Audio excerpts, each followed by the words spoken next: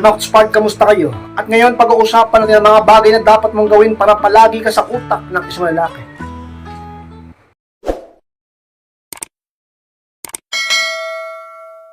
At kung handa na kinatapos po tayo, at muli, peace pa!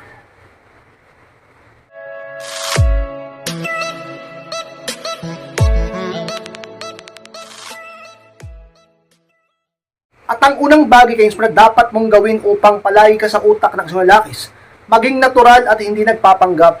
Yan ang unang sikreto dyan kayong smart dapat mong tandaan at dapat mong gawin. Sapagkat sa pinakagusto ng mga kalalakihan. At talaga namang pinapangarap nilang magkaroon sila ng ganyang klaseng babae sa buhay nila. Sapagkat ka-inspired, sa mundong ito na punong-puno ng pagpapanggap, napakapalad ng isang lalaki kapag nakatagpo siya ng ganyang klaseng babae. Isang babaeng nagpapakatotoo sa harap niya. Isang babaeng natural. Alam nyo, kapag ganyan ka, mamahalin ka na lalaki. Yan ang unang susi upang makuha mong damdamin ng lalaki. Maging totoo ka sa sarili mo. At kapag nakuha mong damdamin niya dahil sa pagiging totoo mo, palagi ka sa utak niya. Ka-inspired siya sa mga bagay na dapat mong gawin. Huwag mong gagayahin yung iba na nagpapakapeke, nagpapaka-plastic, nagpapanggap. Hindi naman sila yung pinapakita nila. Di ba? Tapos kapag matagal na sila, kapag nakuha na yung gusto sa lalaki, or na-inlove na yung lalaki sa kanila, or napakasalan na sila, or may anak na, doon lang lalabas ang totoo na ugali mo, ang kulay mo. Hindi rin kayo hanggang dulo pagkaganyan. At imbis na isip-isipin kanya, may gugustuhin yung layuan ka. Pero kapag kaka-inspired, lagi ka nagpapatotoo, malalaman mo kung sinong matitira sa'yo. Malalaman mo kung sinong mag-i-stay sa'yo. Malalaman mo kung sinong tatanggap sa'yo.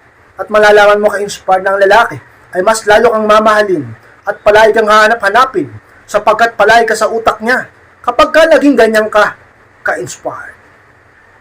At ang pangalawang bagay, inspired talaga man dapat mong gawin upang palagi ka sa utak ng isang lalaki. Pag-usapan ninyo mga bagay na mahalaga sa isa't isa. Yan ang pangalawang sikreto dyan ka-inspired. Hindi yung kung ano-anong pinag-uusapan nyo. Napakahalaga na dapat pinag-uusapan nyo o topic nyo yung mga bagay na pinapahalagahan nyo. Bakit? Sapagkat doon ka-inspired nabubuo ang bonding. Doon nabubuo ang interest at ang mga masasayang alaala. Dahil yung mga bagay na pinag-uusapan nyo ay yung mga bagay na gusto nyo at pinapahalagahan nyo. At nalalaman nyo pa ang mahalaga sa isa't isa. Di ba maganda yon? Hindi yung kung ano-anong pinag-uusapan nyo na uuwi sa pag-aaway.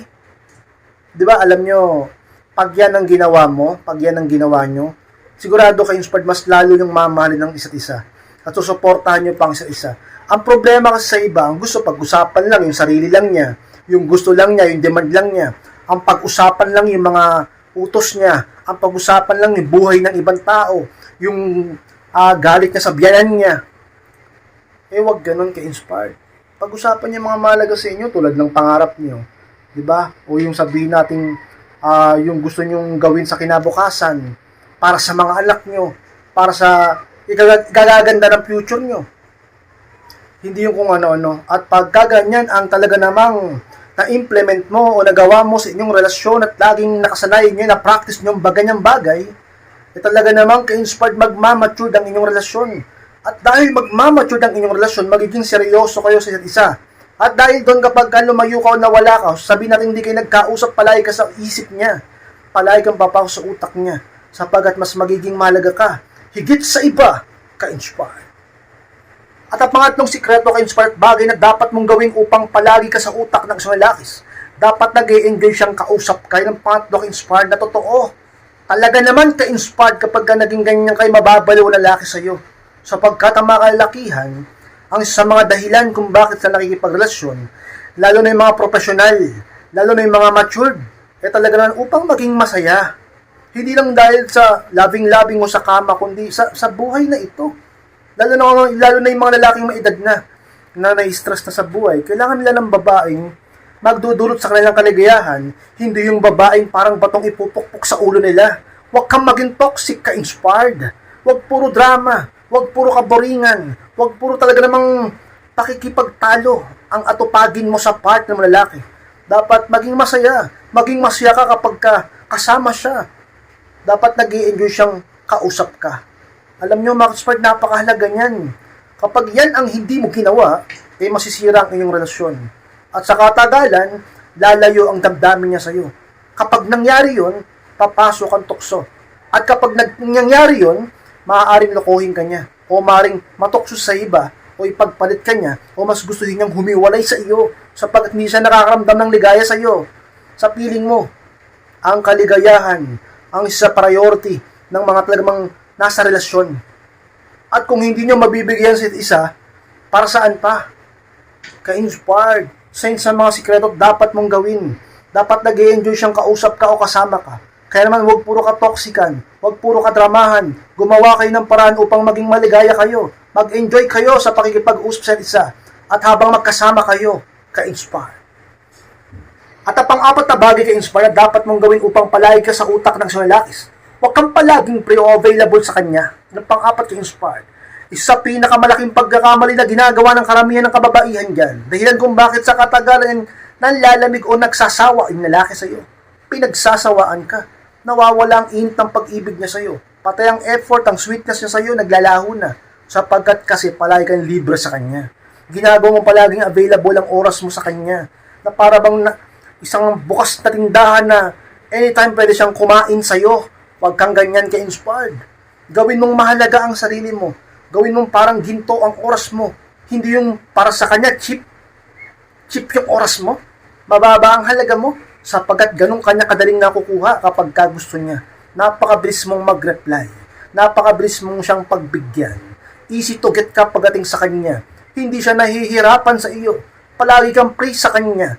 Lagi kang available sa kanya. Ginagawa mo lahat upang talaga namang mapagbigyan siya, ma-please siya, mapasaya siya, pero pagdating sa kanya, lagi kanyang tinatanggihan, o sabihin natin hindi kasing level ng effort mo, yung effort niya, para bang ang nangyayari dito, mas ikaw yung nag-e-effort, o mas ikaw yung nagmamahal sa inyong relasyon. Delikado yan. Dapat ang lalaki mas nagmamahal sa inyong relasyon, sa inyong dalawa. Ka-inspired, huwag kang laging available, huwag kang laging talaga namang nag-update, pero huwag ka rin magkukulang. Dapat sapat lang, dapat tama lang ang binibigay mong oras sa kanya upang lagi kang hanapin. Palagi ka sa utak niya. Palagi siyang may pag-ibig sa iyo. Palagi namang hindi mawawala ang pagtingin niya sa iyo.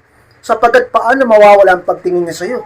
Kung palagi ka sa kalooban niya, kung palagi ka sa utak niya, kung palagi ka sa puso niya, kung palagi ka niyang iniisip, kung palagi ka niyang hinahanap, kung palagi ka niyang namimiss, paano magkakaroon ng attraction sa ibang babae kung ikaw naman ang hinahanap niya? Paano siya magkaagusto sa iba kung ikaw ang laman ng utak niya? Paano makukuha ng iba ang damdamin niya kung ikaw laging hinahanap ng puso niya? Sapagkat hindi ka sobra kung magmahal. Dapat sapat lang upang ganyan ang mangyari sa kanya. Ikaw laging hanapin niya. At talagang lagi ka sa utak niya, ka-inspire. Panglimang bagay ka-inspire dapat mong gawin upang nasa utak ka palagi ng sinalakis. Maging taong mapagkakatiwalaan. Yun na pala maka-inspire. Mapagkakatiwalaan ka ba o talaga namang isa kang taong hindi totoo at talaga namang hindi mapagkakatiwalaan? Hindi ka trustworthy. Hindi ka loyal, hindi ka faithful, hindi ka honest, di ba? Pagkaganyan ka, sa tingin mo ba may tatagal sa iyo? Maaaring meron, pero magiging toxic ang relasyon nyo. Napakahalaga ka-inspired ng tiwala. Kapag yan ay nasira, sinitiyak ko sa inyo, mahihirapan na kayong maging maligaya. At malamang sa malamang, palagi na kayo mag-aaway. Unasan ang kaligayahan dun? Paano pagkasal na kayo? Paano kung talaga namang marami na kayo na-invest isa't isa, marami na kayong anak? Tapos magtitiisa na lang kayo, magtitiisa na lang.